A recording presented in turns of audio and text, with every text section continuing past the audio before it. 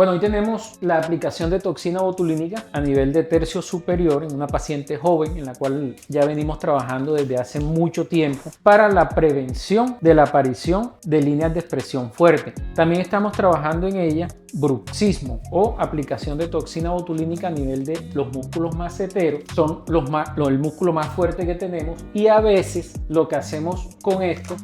es relajar un poco la musculatura para así evitar fracturas en dientes, evitar dolores de cabeza, y es lo que vamos a realizar hoy con nuestra paciente. Kinda tired trying at the same shit.